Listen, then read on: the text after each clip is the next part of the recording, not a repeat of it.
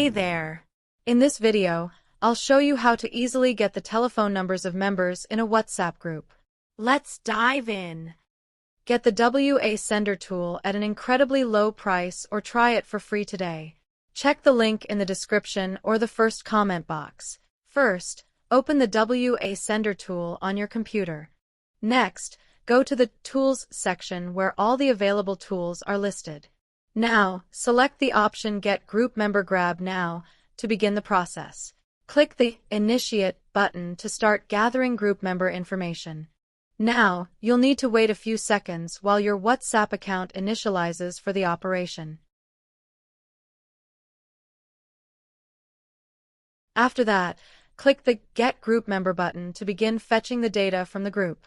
Give it a little time while the tool fetches the data from your WhatsApp group. Once the data is fetched, a window will pop up showing the list of all the groups you're part of. Select the group from the list where you want to extract member numbers. All the contacts will be automatically exported to an Excel sheet. Now, save the file on your desktop for easy access. Once everything is saved, go ahead and close the window.